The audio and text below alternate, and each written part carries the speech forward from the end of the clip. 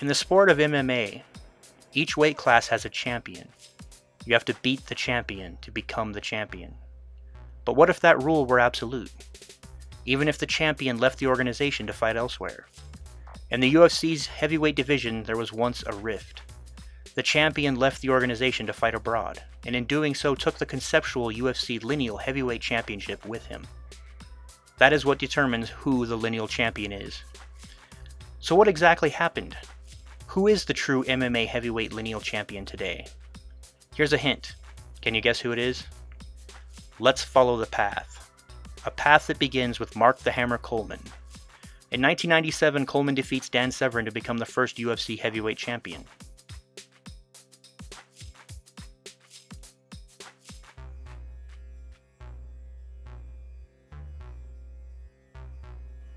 Coleman would never successfully defend the belt, losing it instead to Maurice Smith. Smith is able to defend the belt one time against Tank Abbott, before losing it to Randy Couture. And this is where the rift in the heavyweight space-time continuum occurs. Due to contractual disputes, Couture does not re-sign with the UFC but instead leaves to go fight in Japan for the Pride Fighting Championships. And although the UFC would consider the belt vacated and go on to crown a new heavyweight champion, in to replace the one who left the company, Couture would take the Lineal heavyweight championship with him. So when Couture takes off to Japan to fight for Pride, he is unable to successfully defend the belt even once, losing to Enson Inoue. Enson is able to defend the championship one time against Shuichi Nishida, before losing it to Mark Kerr in the first round of the Pride Fighting Championships Grand Prix tourney in the year 2000. Kerr then immediately loses to Kazuyuki Fujita, who lost later that very same night to none other than Mark Coleman. Coleman then successfully defends the belt later that same night by defeating Igor Vovchanchyn, winning the Grand Prix in the process. Coleman defends the title a second time against Alan Goes before losing it to Big Nog, Antonio Rodrigo Nogueira. Big Nog goes on to establish the first real title reign with the heavyweight belt, winning his next 6 fights with impressive victories over Bob Sapp and Dan Henderson, to name a few. During this streak, he also becomes the actual Pride heavyweight champion. Then the reign of Big Nog is put to an end with unanimous decision loss to Fedor Emelianenko.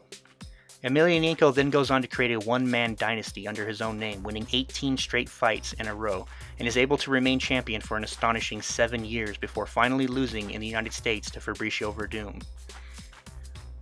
Werdum is unable to defend the belt even one time, losing it to Alistair Overeem, who is able to successfully defend the belt once against Brock Lesnar, but then loses it to Antonio Bigfoot Silva, in a bout that the Reem did not take seriously. Then, in May of 2013, the lineal champion of the UFC, Bigfoot Silva, stepped into the octagon against the current actual belt-holding champion of the UFC, Cain Velasquez. This bout would unite the lineage of the original UFC heavyweight belt, the Pride FC heavyweight belt, and the current UFC heavyweight belt. Silva never had a chance. Cain smoked him in the first round to become the first truly unified heavyweight champion in nearly 20 years. Cain then goes on to defend the belt against Junior Dos Santos, but then loses it to Fabricio Werdum, who loses it to the current unified lineal heavyweight champion of the world, Stipe Miocic, who has since defended the belt one time against Alistair Overeem. It's interesting to note how mind-blowingly tumultuous the heavyweight belt is. All this time the lineal championship was bouncing around all over the world. Nobody was able to defend the heavyweight belt, back in the UFC, more than 2 times. And yet Fedor held on to the lineal championship for an astonishing 18 title defenses. How long do you think Stipe Miocic will be able to hold on to his heavyweight championship? Let me know in the comments below. Thank you for watching.